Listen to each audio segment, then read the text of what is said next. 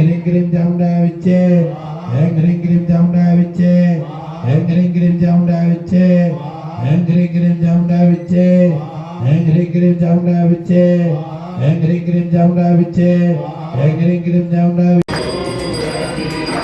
जतटी को मृग मद को मैया टी को मृग मद को उज्जवल से दो नैना निर्मल से दो नैना चंद्रवदननी को ओम जय अम्बे गौरी कनक समान करे वर रक्तांबर राजे मैया रक्तांबर राजे रक्त पुष्प गलमाला लाल फूल गलमाला कंठन पर साजे ओम जय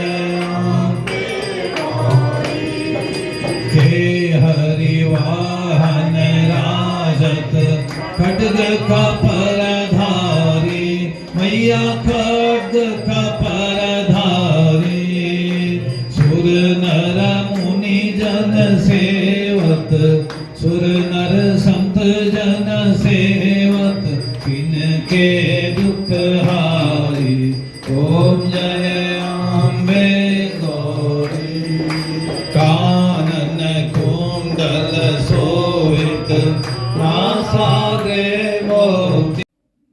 नमस्कार सम्मानित साथियों, मैं रमेश चंद्र पांडे आज अपने चेत जाओ चैनल के माध्यम से बताना चाहता हूँ कि चैत्र मास की नवरात्रि के छठे दिन यहाँ हल्द्वानी में जगदम्बा मंदिर परिसर में चल रही श्रीमद् देवी भागवत कथा सुनने का अवसर मिला। कथा का सार जो आया उसमें यह आया कि राजा या उसके परिवारीजन द्वारा अगर कोई अपराध या पाप किया जाता है तो उसका फल प्रजा को भोगना पड़ता है। सूर्यवंशी राजा सरियाती की 8-9 साल की पुत्री सुकन्या अपनी सखियों के साथ जब वन में गई थी, वहाँ महर्षि च्यवन ऋषि जो कई साल से तपस्या में लीन थे, उनका पूरा शरीर घास फूस और दिमक की मिट्टी से ढका था, केवल आंखों की ज्योति दिख रही थी। तो राजा की पुत्री सुकन्या ने कांटे चुभाकर उनके दोनों आंखें फोड़ दी, जिससे उनमें से खून बहने लगा और उनकी पुत्री इससे भयभीत होकर वहाँ से भाग के घर को चली गई। और लेकिन इसके बाद जो है प्रजा में बीमारी की वजह से हाहाकार मच गया। जब हाहाकार मचा तब राजा जब इसका पता लगाया गया तो इसका पता लगाने के बाद जो कथा में व्यास जी के पद पर सुशोभित आचार्य पंडित खष्टा वल्लभ पाठक के मुखार बिंदु से आगे की पूरी कथा जो सुनाई उसको मैंने उसका वीडियो बनाया, उसे आपके साथ शेयर करना चाहूँगा। और इस पूरा कथा का श्रवण करते हुए मेरे मन में विचार आया कि क्या ये कथा आज की वर्तमान में कितनी प्रासंगिक है, क्योंकि राजा की पुत्री द्वारा जो अपराध किया गया था उसे उसने न केवल स्वीकार किया बल्कि उसका प्रायश्चित भी किया। उससे प्रजा को कष्ट हो गया था उस अपराध के कारण, और उस प्रजा को में जो प्रजा के कष्ट को हरने के लिए राजा की पुत्री ने प्रायश्चित किया और अंततः उन्हें प्रायश्चित करके पूरा प्रायश्चित। तो कहने का मतलब यह है कि आज के वर्तमान परिप्रेक्ष्य में जब क्या सत्ता पक्ष में किसी मंत्री या उसके परिवारीजन द्वारा कोई ऐसा अपराध किया जाता है तो क्या वो भी ऐसे प्रायश्चित करने के लिए आगे आते हैं। इसका मनन करते हुए पूरी कथा को आपके साथ शेयर कर रहा हूँ, कृपया सुने और इस पर अपना कमेंट देना चाहेंगे प्लीज़। उन दो जुगनों चमकते हुए वस्तु स्टील पर उस तेज पुंजों पर कांटा चुभा दिया और फिर से उसको कराहने की आवाज सुनाई देने लगी और वहां से रक्त की धारा बहने लगी, जिसे देख करके सुकन्या भयभीत हो गई और सब फूल आदि को कहीं फेंक करके अपनी सखियों के साथ वह घर की ओर दौड़ आई। अब सरियाती के राज्य में वाल्मीकि में जो प्रकाश था वह च्यवन मुनि थे और रक्त की जो धारा फूटी थी वह च्यवन मुनि के नेत्रों से निकल रही थी। च्यवन मुनि राजा सरियाती के राज्य में जितने भी जीव जंतु प्राणी थे, जितने मनुष्य थे, सबके सब बीमार होने लगे और सबके सब अस्वस्थ हो गए, सबका मलमूत्र वेग रुक गया। शास्त्र का सिद्धांत कहता है कि 1 वर्ष से 7 वर्ष तक का बच्चा अगर कोई अपराध भी करे तो उसका पाप उसे नहीं लगता। 7 वर्ष के बच्चे को कोई बोध नहीं होता, उसको अबोध माना जाता है। ये विधान, ये नियम मांडव्य ऋषि ने बनाया है। जब मांडव्य ऋषि को राजा ने चोरी के झूठे आरोप में शूली पर लटका दिया और उसी समय एक पतिव्रता नारी शांडलिनी अपने पति को यहाँ लेकर जा रही थी तो उसके द्वारा शूली को धक्का लगा। यह कथा बड़े विस्तार से है, लेकिन इसमें मैं संक्षेप में कह रहा हूं। शूली को धक्का लगने से मांडव्य ऋषि को बड़ी असह्य पीड़ा होने लगी। राजा के दिए हुए दंड को वो भोग रहे थे, लेकिन मांडव्य ऋषि तत्ववेता ऋषि थे। वह जानते थे कि बिना अपराध के तो पांव में कांटा भी नहीं लगता, बिना किसी कर्म के कोई शुभ या अशुभ फल नहीं मिलता। उन्होंने उसे स्वीकार कर लिया कि मैं पूर्व जन्म में मैंने कोई न कोई ऐसा पाप किया होगा। एक मैं दिव्य महल बना दूंगा और उस महल में आप हजारों दास दासियों के साथ रह सकते हैं। च्यवन मुनि ने कहा, हे राजन, मैं वानप्रस्थी हूँ, नगर में प्रवेश नहीं कर सकता। अभी मेरी तपस्या पूरी नहीं हुई है, अभी वन में ही मुझे रहना है। राजा कह रहे हैं इस वन में ही मैं महल बना दूंगा। हे मुनि श्रेष्ठ, मैं दास दासियां आपको दे दूंगा। च्यवन मुनि कह रहे हैं तो फिर मैं नगर और वन में फर्क ही क्या रह जाएगा। हे राजन, वानप्रस्थी किसी सेवक से, सेविकाओं से कोई सेवा नहीं ले सकता। वानप्रस्थी केवल अपनी पत्नी की सेवा ले सकता है। इसीलिए अगर आप चाहें तो अपनी पुत्री का विवाह मेरे साथ कर दीजिए। देहि में परिचार्यार्थम कन्या कमलोचना। राजा सरियाती के मन में विचार किया कि ये तो मुनि अंधे हैं और उसके ऊपर यह बूढ़े भी हैं और वानप्रस्थी भी हैं, लेकिन मेरी छोटी बालिका सुंदर पुत्री जो अभी सुकुमारी है, कभी स्वयं अपना काम तक उसने नहीं किया, हजारों दास दासियों से घिरी रहती है, वो भला इनकी सेवा कैसे कर सकेगी। राजा मन में विचार कर रहे हैं, दुखी हैं। सरियाती ने कोई उत्तर नहीं दिया और लौट आए। इधर प्रजा की हालत बिगड़ रही थी, सारी प्रजा में महामारी फैली हुई थी। सुकन्या अपने पिता सरियाती के पास गई और पिता से बोली, हे पिता श्रेष्ठ, हे पिताजी, मैं आपसे निवेदन करती हूँ कि आप मेरा विवाह च्यवन मुनि के साथ ही कर दीजिए। पिता सरियाती ने सुकन्या को काफी समझाया, लेकिन सुकन्या ने पिताजी की एक भी बात नहीं मानी। पिता जब तक मैं कह रहे हैं कि हे पुत्री, जब तक मैं अपने किए गए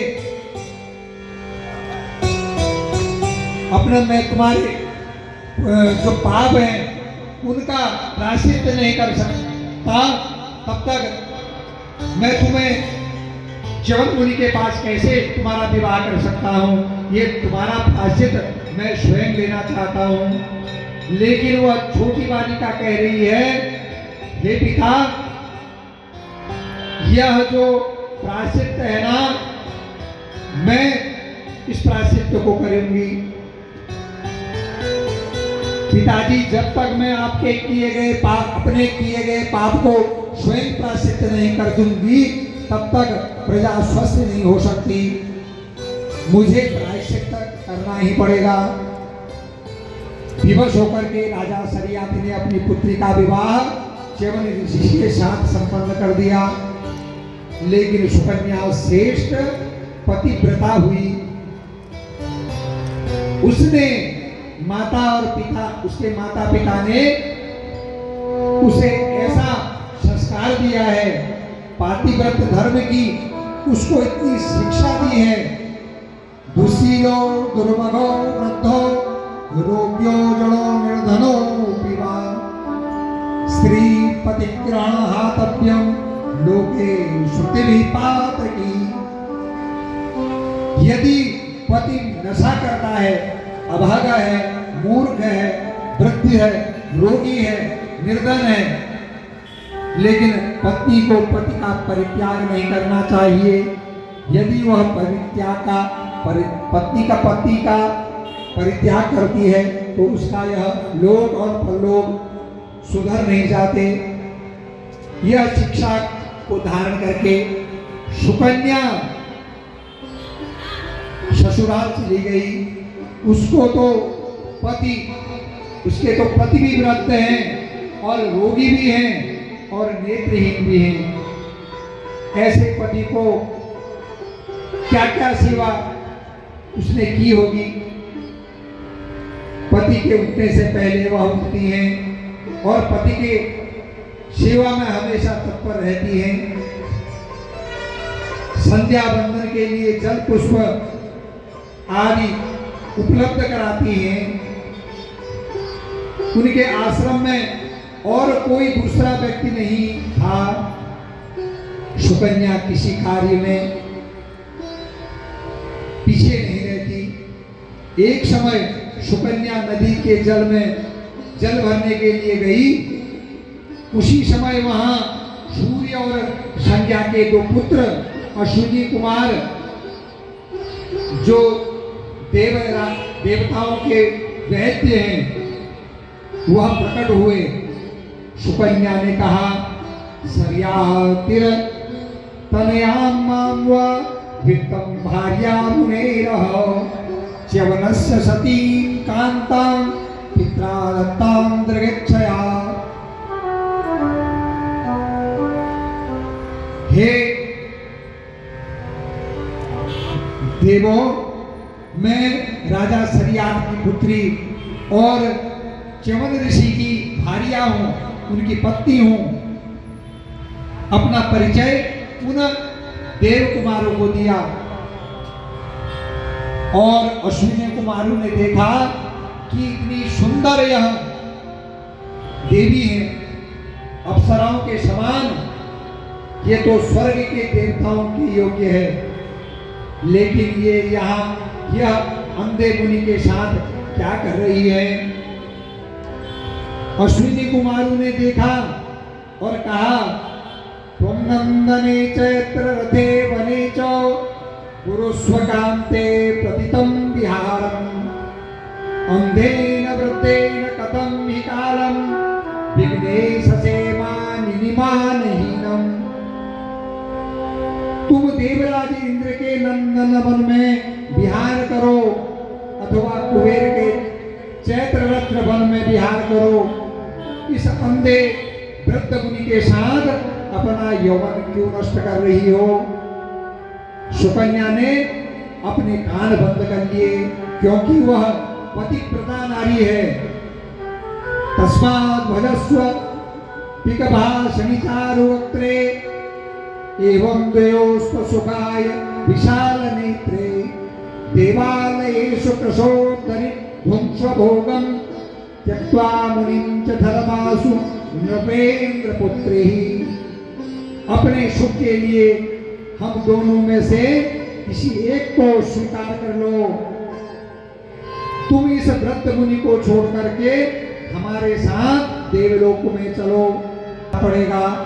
सुकन्या ने कहा, हे देव, अच्छा मैं अपने पति से पूछ कर आती हूँ।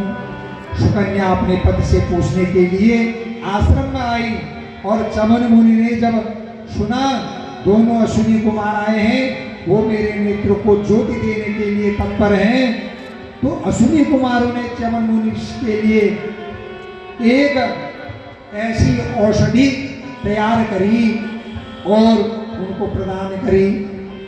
अब सुकन्या की परीक्षा भी होनी है। अश्विनी कुमार जुड़वे भाई हैं और एक जैसे दिखते हैं, और चमन मुनि को लेकर के वह दोनों उस सरोवर में प्रवेश कर गए। उन्होंने सुकन्या से कहा कि हम तीनों एक रूप वाले हो जाएंगे, तुमको हमें पहचानना है, लेकिन सावधानी ये रखनी होगी, अपने पति को ही पहचानना होगा। और यदि तुमने अपने पति को नहीं पहचान सका, हम दोनों में से किसी को अपना पति समझ लिया, तो तुम्हारा पतिव्रत धर्म नष्ट हो जाएगा।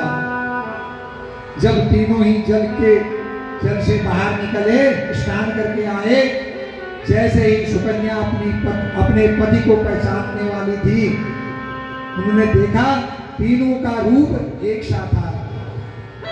सुकन्या अचंभित हो गई कि इन तीनों में मेरा पति कौन है। वह बहुत दुखी हो गई, इन तीनों में मैं अपने पति को कैसे पहचानूं। सुकन्या मां त्रिपुर सुंदरी की शरण में त्रिपुर सुंदरी की प्रार्थना करने लगी, स्तुति करने लगी। शरणं त्वां जगन्मातः प्रातस्मिन् सुदक्षिताः रक्षमेत्य सती धर्मो नमामि चरणौ तव। नमः पद्भ्यो भवेत् देवी नमः शंकर वल्लभे विष्णुप्रिये नमो लक्ष्मी वेदमातः सरस्वती।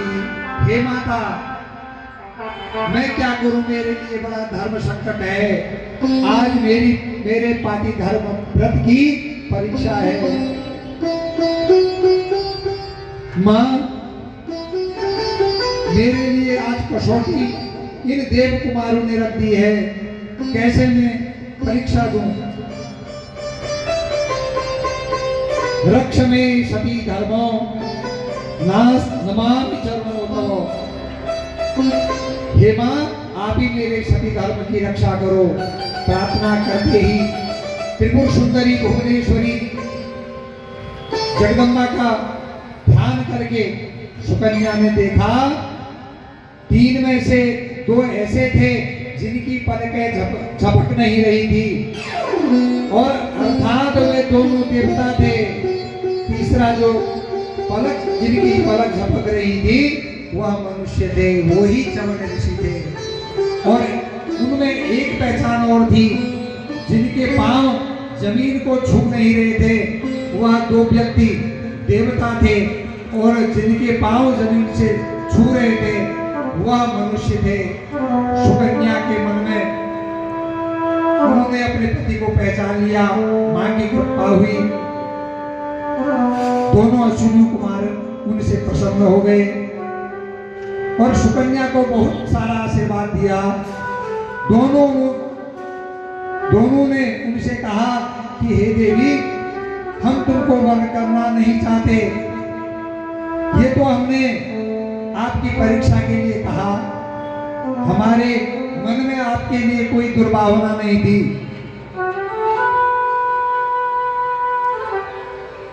इसीलिए तुम्हारे पतिव्रत धर्म पालन फल देने के लिए हमने ये सारी लीला रची, और साथ ही साथ संसार में पतिव्रत धर्म की निष्ठा को प्रसारित करने के लिए हमने ये तुम्हारे लिए कसौटी रखी है। देवी, तुम्हारा यह चरित्र जो भी सुनेगा उसका पातिव्रत धर्म मजबूत हो जाएगा। बोलिए भगवती मैया की।